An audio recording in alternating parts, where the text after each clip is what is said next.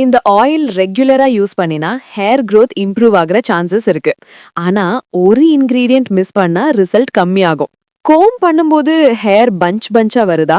Shower ட்ரெயின்ல hair பார்த்து பயமா இருக்கா? எக்ஸ்பென்சிவ் ஹேர் ஆயில்ஸ் ட்ரை பண்ணியும் ரிசல்ட் வரலன்னா இந்த வீடியோ உங்களுக்கு ரொம்ப useful.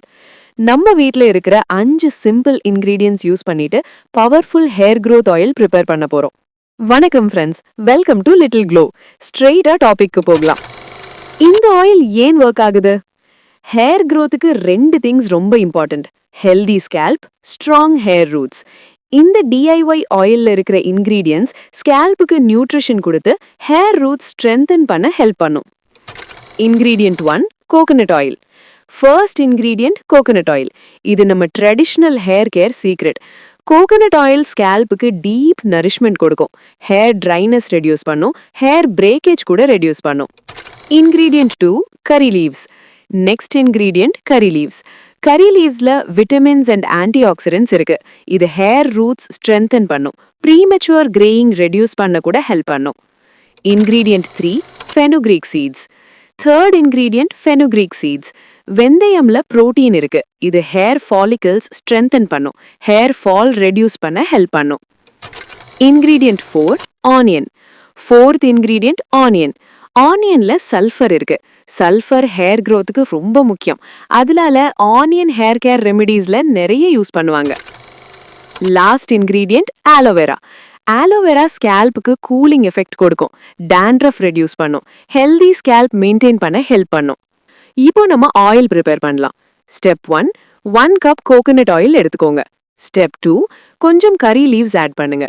Step 3, 1 spoon fenugreek seeds add பண்ணுங்க. ஸ்டெப் 4, ஸ்மால் ஆனியன் கட் பண்ணிட்டு ஆட் பண்ணுங்க. ஸ்டெப் 5, கொஞ்சம் ஆலோவேரா ஜெல் ஆட் பண்ணுங்க. இதை எல்லாம் லோ ஃப்ளேம்ல ஹீட் பண்ணுங்க. இன்கிரீடியன்ட்ஸ் கலர் கொஞ்சம் சேஞ்ச் ஆகும்போது ஸ்டவ் ஆஃப் பண்ணுங்க. ஆயில் கூல் ஆன அப்புறம் ஃபில்டர் பண்ணுங்க. இப்போ உங்க DIY hair growth oil ready. இப்போ இந்த ஆயிலை எப்படி அப்ளை பண்றது? ஆயில் யூஸ் பண்றது கூட கரெக்ட் மெத்தட்ல இருக்கணும். கொஞ்சம் ஆயில் எடுத்து ஸ்லைட்லி வார்ம் பண்ணுங்க. ஃபிங்கர் டிப்ஸ் யூஸ் பண்ணி ஸ்கேல்ப்ல ஜென்டில் மசாஜ் பண்ணுங்க. 10 மினிட்ஸ் மசாஜ் பண்ணினா பிளட் சர்க்குலேஷன் இம்ப்ரூவ் ஆகும். அட்லீஸ்ட் 30 மினிட்ஸ் லீவ் பண்ணுங்க. பெஸ்ட் ரிசல்ட்டுக்கு நைட்ல அப்ளை பண்ணிட்டு மார்னிங் வாஷ் பண்ணலாம். எவ்வளோ நாளைக்கு யூஸ் பண்ணலாம்?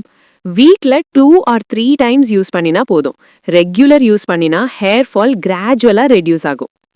ஃப்ரெண்ட்ஸ், ஆயில் யூஸ் பண்ணா மட்டும் போதாது. இந்த சிம்பிள் டிப்ஸ் ஃபாலோ பண்ணுங்க.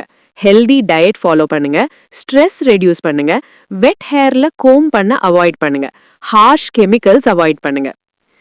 2 வீக்ஸ்ல மிராக்கிள் எக்ஸ்பெக்ட் பண்ணக்கூடாது. ஆனா ரெகுலர் ஆயில் மசாஜ் பண்ணினா ஸ்கேல்ப் ஹெல்த் இம்ப்ரூவ் ஆகும், ஹேர் ஃபால் ரெடியூஸ் ஆகிற சேஞ்சஸ் ஸ்டார்ட் ஆகும்.